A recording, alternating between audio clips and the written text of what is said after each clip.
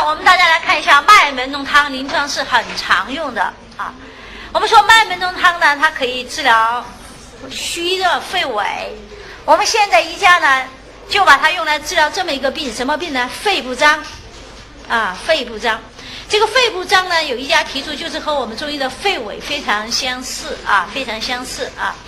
那么肺部张它表现出来一些症状呢，也和我们的肺痿相似，就是短气啊，然后有这个痰浊、吐的痰涎很多啊，所以我们医家呢，用来治疗肺部张，当然是属于我们的气阴两虚型的。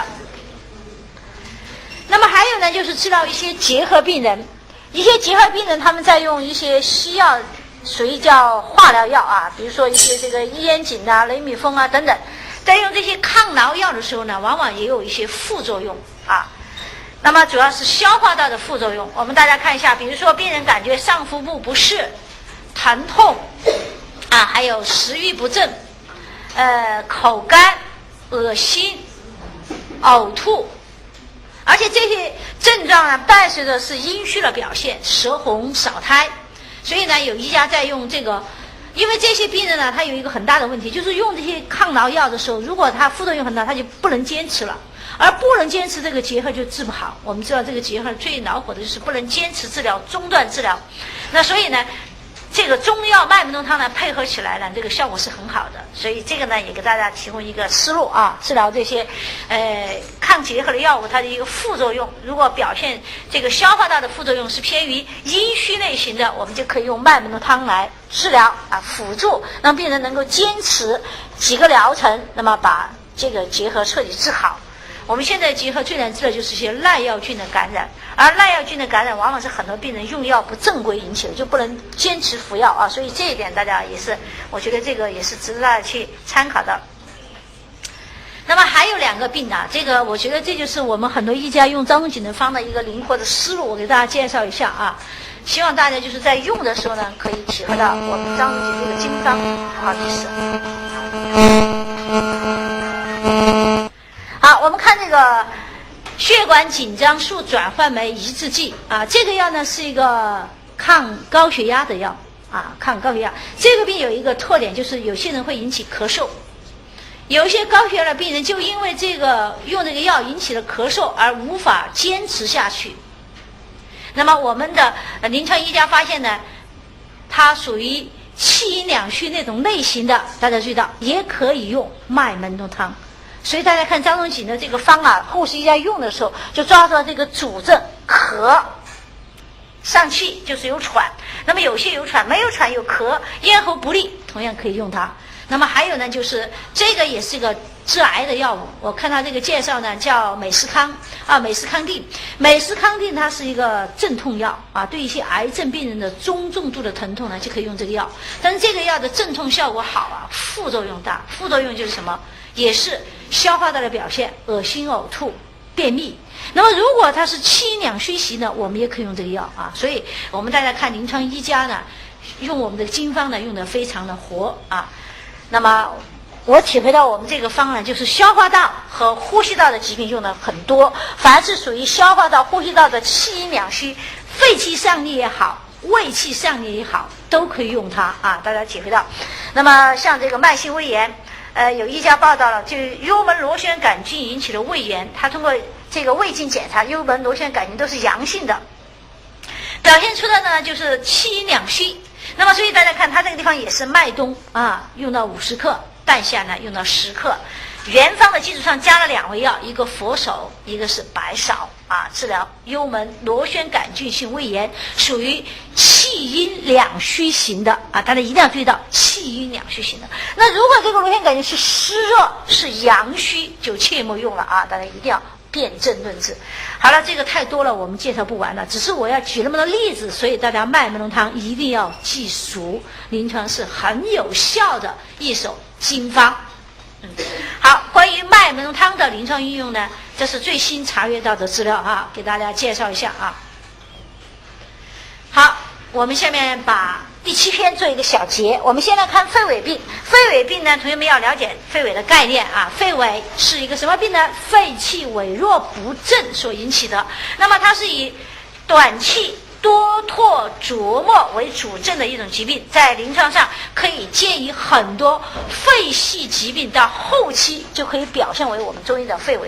那么肺痿的发病的原因主要是虚热肺痿和虚寒肺痿两种不同。那么虚热肺痿呢，主要是重伤津液啊，由于津伤阴虚内热，消缩了肺气，导致肺气萎弱不振而发病的。那么虚寒肺痿呢，可以由虚热肺痿发展而来，也可以因为素体阳虚而形成。那么它的辨证治疗呢，我们金匮里面提到了虚寒肺痿的甘草干姜汤。那么虚热肺痿，我这里留了一个缺，就是我们的麦门冬汤可以来替补啊。不好意思。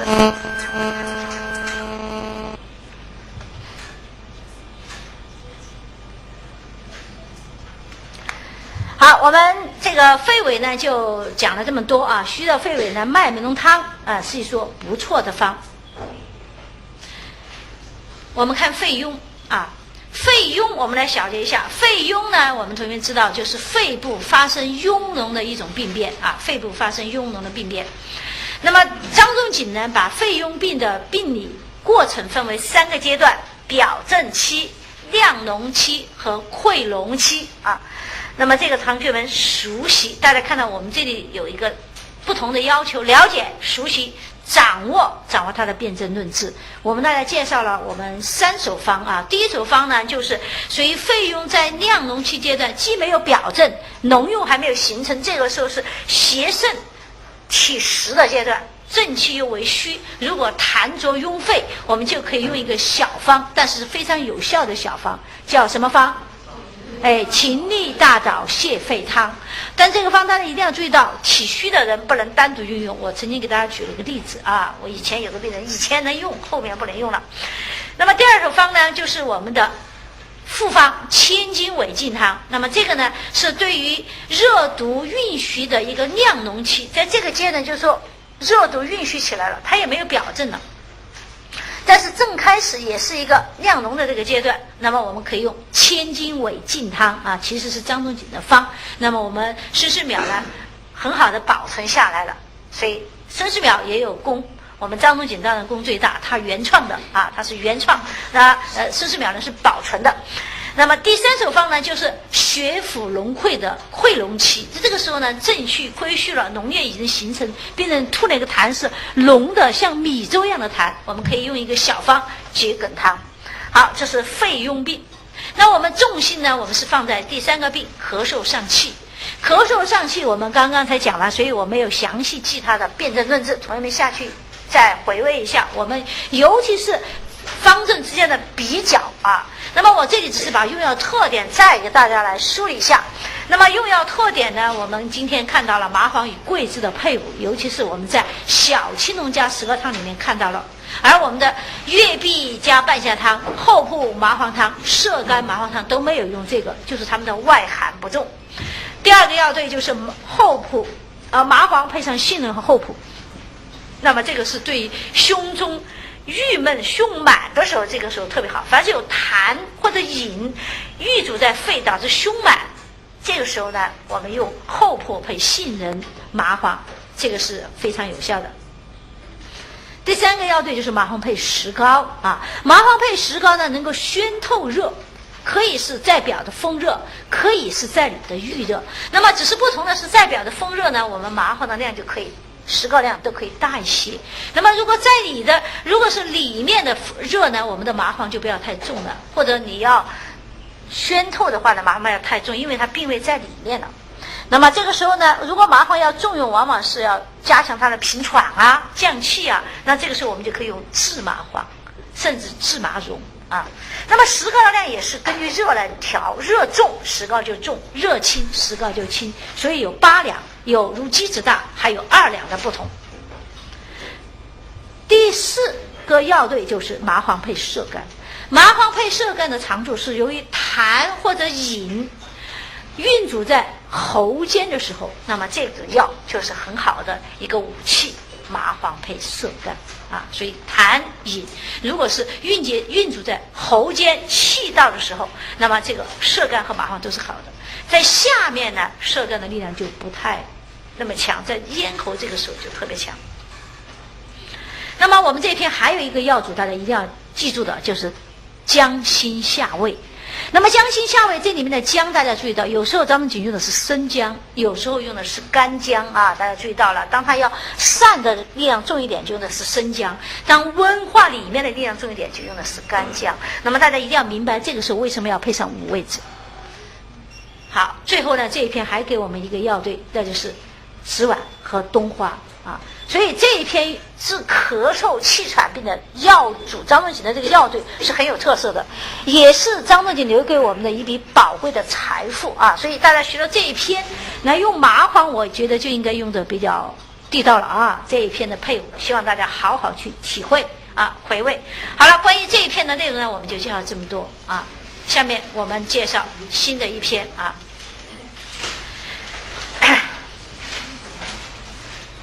好，关于这个辨证论治呢，我就不小结了，我们已经刚刚才讲完啊。我们下面第8篇，这是一个小篇啊，也是一个专篇，那就是奔豚气病啊，脉证治第8篇。这一篇呢，只论述一个病，什么病呢？奔豚气病。同学们，你们知不知道什么叫奔豚气啊？什么叫奔豚气？同学们给我解释一下。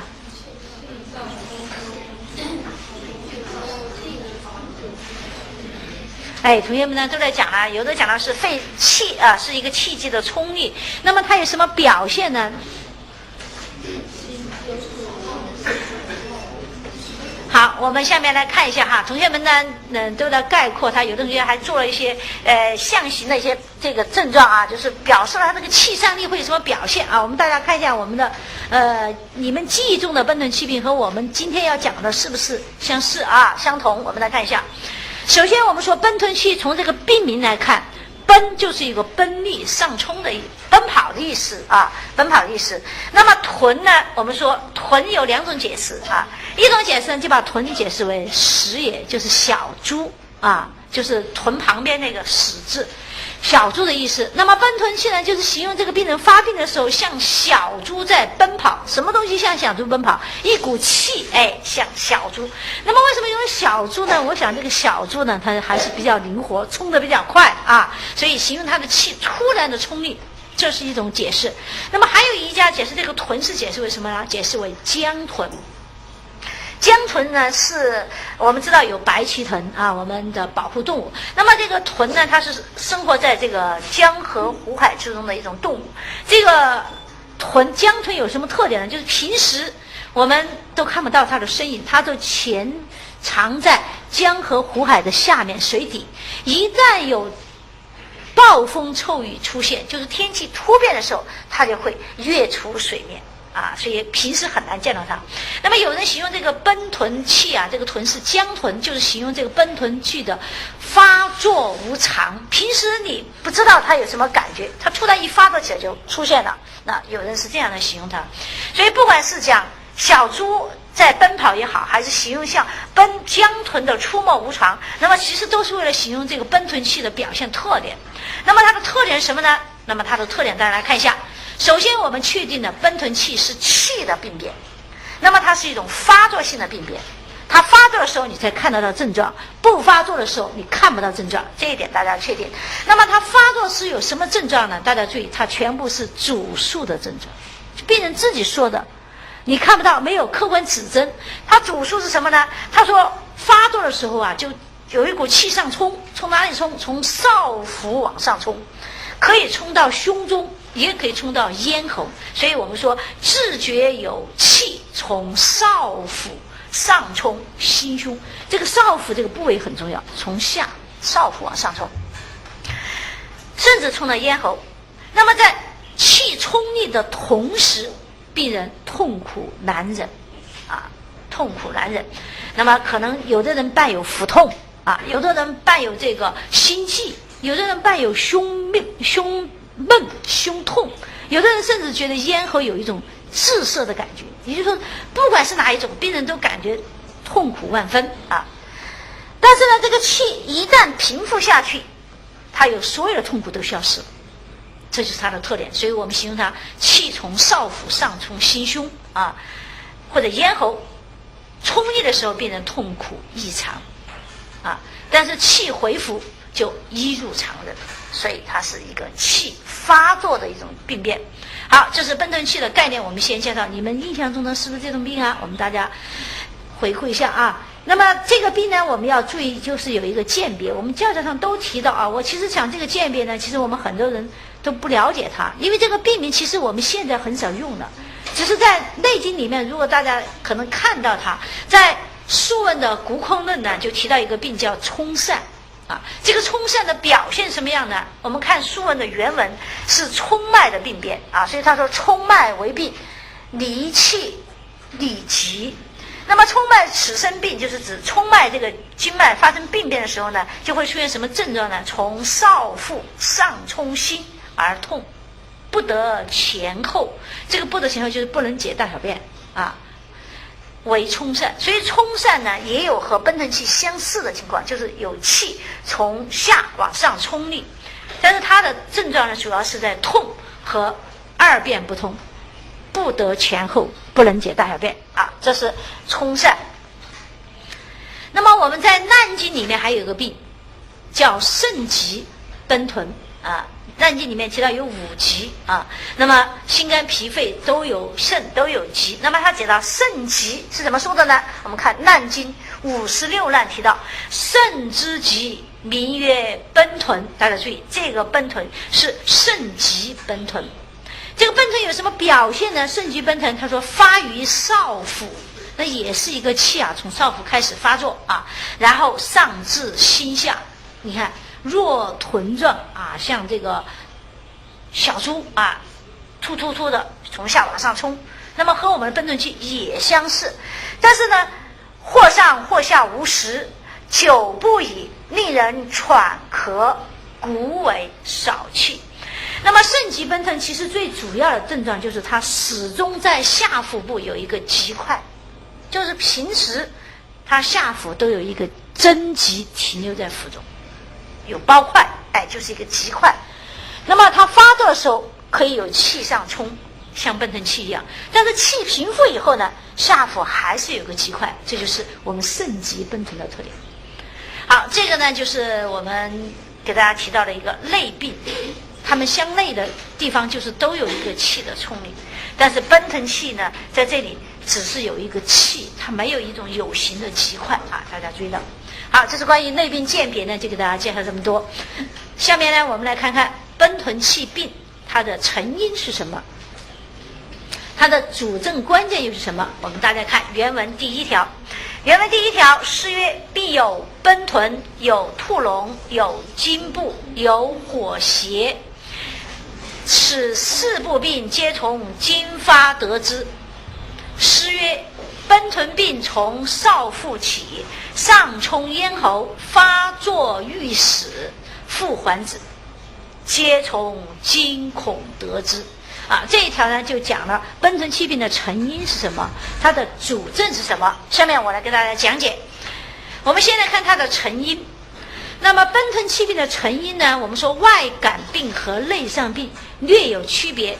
那么我们的内伤就是我们的杂病呢，我们在杂病中间根据这一条讲到的，那主要与七情有关，就是原文提到的皆从惊恐得之，皆从惊发得之。那么也就是说，它用一个惊来代表了七情。大家注意，我们有喜怒忧思悲恐惊，那么惊只是代表一种，并不是说只有惊可以引起。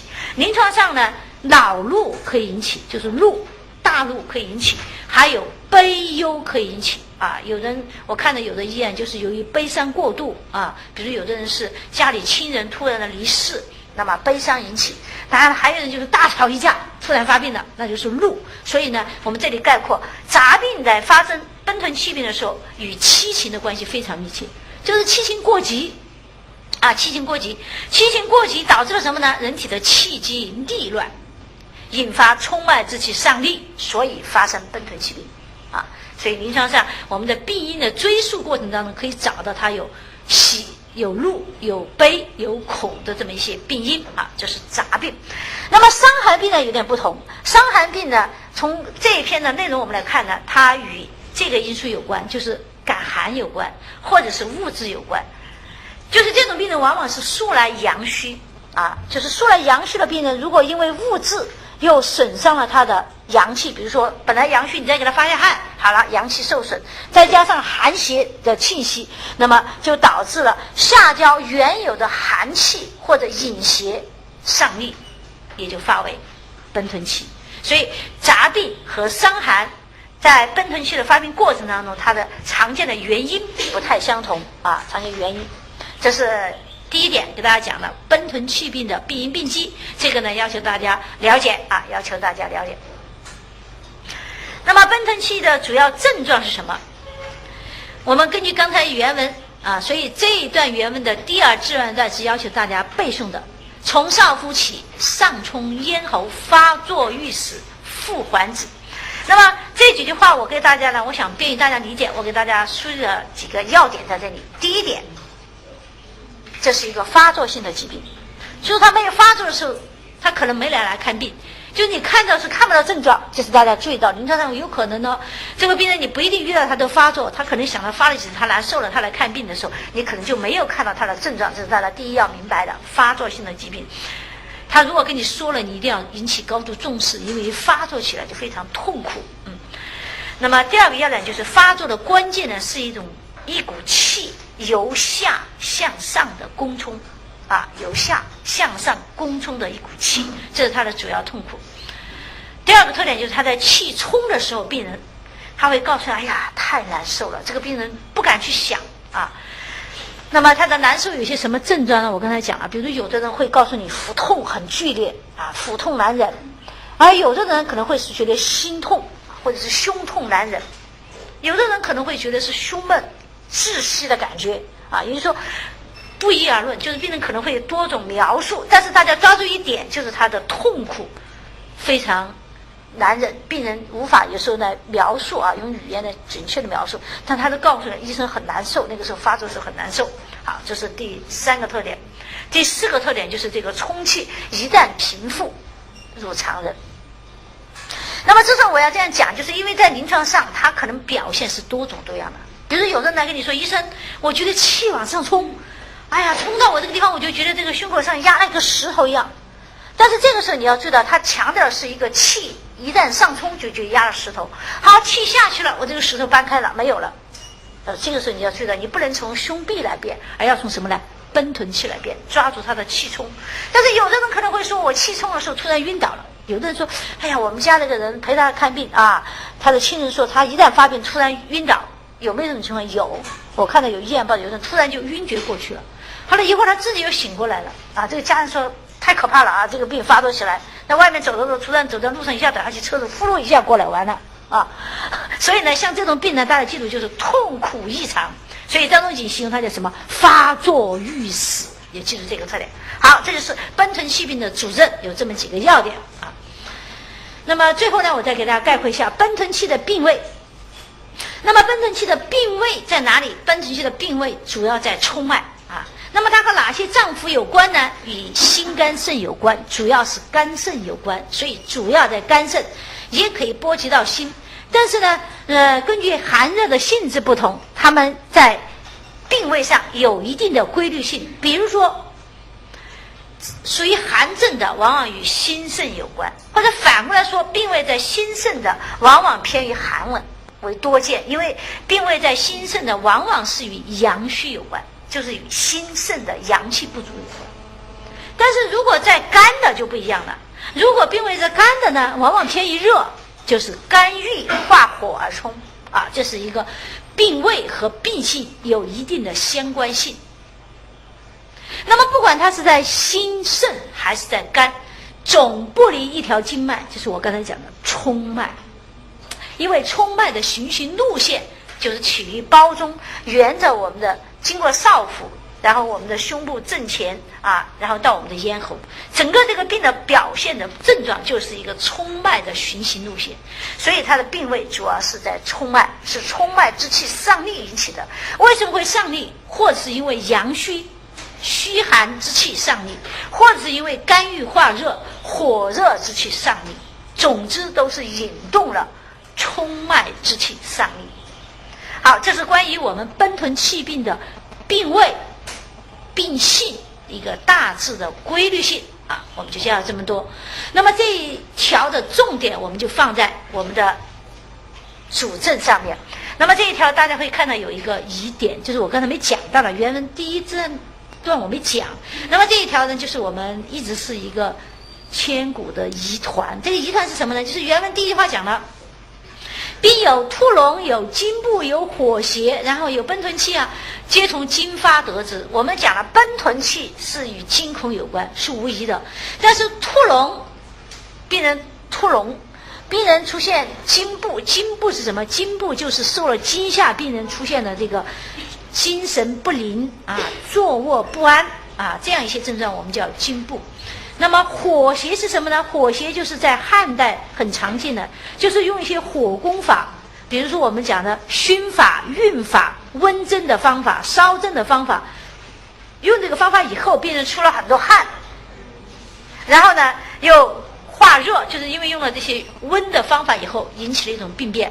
那么这些病变呢，张仲景在这里和奔豚气并列，说以惊恐有关。我们很多家就有疑问，就是说怎么会惊吓会引起这么多病呢？临床上确实也很少见到这些病是与惊吓有关的，所以这就成为了千古的疑团。那么对于这一句呢，我们医家有一些不同的看法啊。有一种看法呢，认为这个地方肯定是调了原文；有一种看法呢，认为这个地方呢是有错简啊；也有的认为呢就是拖了文字了，所以我们觉得读起来连不起来。那么还有一种看法呢，就是这个地方没错，实际上就是要用这些来衬托奔豚气。那么我们成都中央大学的金贵鉴然史，我们的老师的一来的看法就认为这个地方这两种解释我们都觉得不够理想啊，不够理想，不够圆满，所以我们就是存疑待考。我们哪天考古发现呢张仲景的原文《伤寒杂病论》面世，我们再去看它，好不好？好，我们现在就不讲这里了。下面我们讲第二条，奔豚气病的症治啊。所以每次有什么考古发现，我都特别。上次说哪个地方有曹操墓发现了，我就思想有没有《伤寒杂病论》，好像没有听到说啊，没有听到说，我们就关注啊。下面我们看奔豚气病的辨证治疗。请大家看到第二条啊，第二条，我们先来介绍属于肝郁气逆引发的奔豚。我们刚才讲了，由于肝郁气逆的引发奔豚，它的病性上多与什么有关？热啊，由于热，气郁化火，多属热症。大家记住，我们来看一下原文第二条。奔豚气上冲胸，腹痛，往来寒热，奔豚汤主之。那奔豚汤有哪些药物组成呢？我们来看一下：甘草、胸琼、当归各2两，半夏4两，黄芩2两，生葛5两。生葛就是葛根啊，生的葛根5两，芍药2两，生姜4两，甘李根白皮1升。这味药大家可能不熟悉，李根白皮是什么呢？李树的根里面那个白皮，就是李子树啊，我们吃到了李子，桃李对不对？李子树它的这个根，把那个皮取下来，把外面那批粗皮刮掉，里面那批韧皮白色的，我们用药就用这一部分。很遗憾，就是很多药店没有备。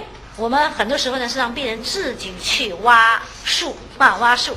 当然我们在成都这里呢比较好，我们靠着龙泉山，龙泉山是一个瓜果山啊。到夏季的时候呢，如果有这种病人，我们就可以让他去自己去挖啊。我们一会儿给大家讲啊。现在先来看看我们这一条原文。那么上9味药呢，张仲景是以水2斗，竹取5升，温服1升，日3夜1服。下面我们来看看这条原文。他讲的肝郁奔豚有什么表现？那么肝郁奔豚在这里有一个特征性的表现，就是气上冲胸。这句话大家注意，它是把第1条的后半段完全概括了，大家一定要注意。气上冲胸应该还有什么呢？还有发作欲死，气复还则止啊，有一个这么一个特点，就是气从哪里上？从少腹往上啊，所以叫少腹之气上冲到胸。发作欲死啊，这些症状它都省略了，所以这个症状是奔豚气病独有的症状。那我有一次给那个我们的基层医师讲课，他们都是搞临床多年的，这个有一个同学就问我说，老师，那如果这个气就是从胸口这个地方往上冲，他说能不能算奔腾呢？我说严格意义来说不能算奔腾，因为奔腾气的病位主要在肝肾冲脉，那么它是从少腹往上冲的，所以它从这个地方冲呢，我说严格意义上来说不叫我们的奔腾气，所以大家注意到了啊。那么除了这个症状以外呢，我们还有帮助我们辨别它是属于肝郁化热的症状，那就是原文提到两个症状，腹痛和往来寒热。那么这个地方的腹痛呢，我特别请大家注意它的部位，为什么呢？因为奔腾气病不管是肝病位在肝还是在心肾，它都可能有腹痛，但是如果在肾它的腹痛或者是在肝的腹痛，最开始气从少腹冲的时候，很多病人就会诉说少腹有腹痛，就他很多病人描述是这个样的，就是首先觉得小肚子那地方有一个气聚在一起了，然后就开始往上冲，当气聚在一起的时候就是腹痛，然后气就开始往上冲了，所以那个时候腹痛是在少腹。而我们这个地方讲的具有辨证意义的腹痛是在哪里？脘腹部。这个腹痛是肝郁犯脾胃的腹痛，所以它有特征性在脘腹部。因此我要请大家注意它的部位，就是帮助我们辨证是肝气郁结犯脾胃表现的脘腹疼痛啊，大家注意到了。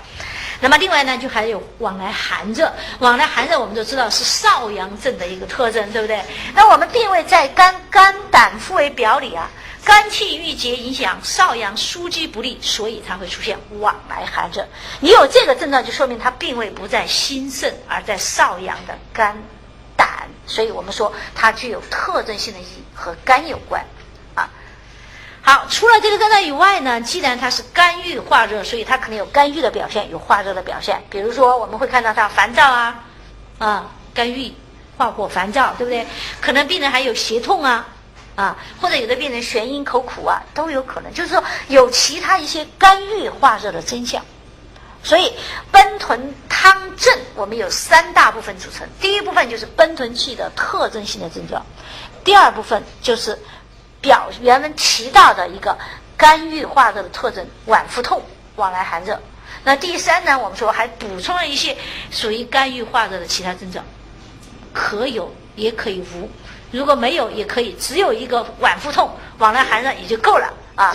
当然我们还有很重要的舌象脉象，那么它的舌呢可能有点舌边尖红或者是舌边红，那么脉呢往往是出现弦脉、弦硕脉弦硕脉。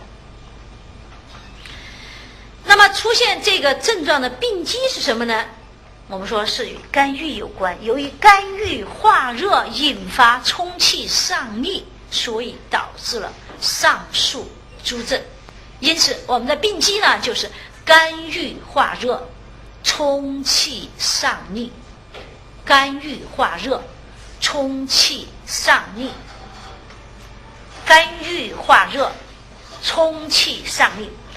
那么我们治疗这个病人，当然马上就要平冲降逆，因为病人气复还则止，所以我们要平冲降逆。因此我们的治疗呢要降逆平冲，但是你在降逆平冲之前，先得把肝郁给它解决了，所以养血调肝。大家会注意到我们这个地方没有用疏肝解郁4个字，而是用的养血调肝。那就说这个肝气郁结，它是由于血虚不能养肝引起的。大家知道肝起阴而用养，我们有些病人的肝郁是由于情志不遂，所以这个时候我们就要疏肝解郁。而有的病人是血虚肝郁，这个时候我们就不要太过分的去疏，而要干什么？养。肝血充足了，它肝气就调畅了。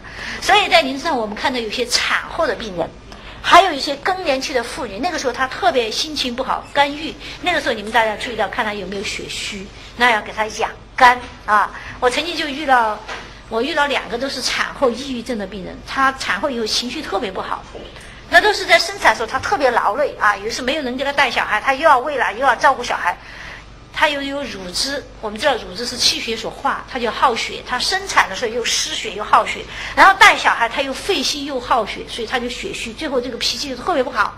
然后她老公陪她来看，她告诉我以前的小绵羊不得了了，现在变成母老虎了，河东狮吼，很厉害啊，所以一定要带他来看。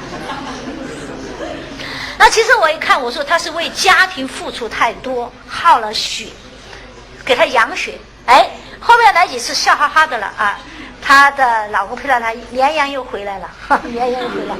那实际上就是一个什么呢？血虚肝郁啊。所以我们看这首方，大家看一下，我们这个方里面呢，里根白皮，大家可能都不熟悉这味药。这味药呢，药性呢是大寒的。根据《名医别录》啊，《名医别录》陈藏期的《名医别录》记载呢，他说大寒主消渴，止心烦，利奔气，就是它能够出烦，因为它是寒性的，能够清热出烦，而且呢它能够降痢，你看利奔气，能够降奔气。所以我们说里根白皮呢，它一方面能够清泻肝热，一方面能够平冲降痢，是方中的主要。大家记住，我们这个方的主要是谁？里根白皮。那么黄芩在这里协助里根白皮能够清热。那么葛根在这里呢，我们的注家啊，我们很多注家都一带而过是清热。那我觉得这个地方呢，我们有医家解释为生清，我觉得这个很好，就是它在这生脾的清阳。那同学们讲了，这个病人本来都气冲力呢，你为什么还要给他生清呢？是因为我们这个方，我们大家看，除了里根白皮降痢，还有2味药降痢，那就是半夏和生姜，也是降痢，能够降痢和胃。里根白皮的降，半夏的降，生姜的降，对于冲力来说是很需要的，但是对于脾的生清来说就有点不太利，降的太多了，我们就怕妨碍脾的生，所以张仲景用了一味葛根来生清，就像我们前面讲用酸枣仁配伍一味川芎，我们用麦门人冬配伍一味半夏是一样的啊！大家体会这都有异曲同工之妙。就是张仲景在用了很多大量的某一个方向药的时候，为了防止它的不利的因素出现，他在它的对立面用了一味少量的药啊！所以这个葛根呢，我们这样来体会。那么方中的最后一组药物就是归胸芍，担当着调肝的作用。它的调肝是通过养血来调肝的啊。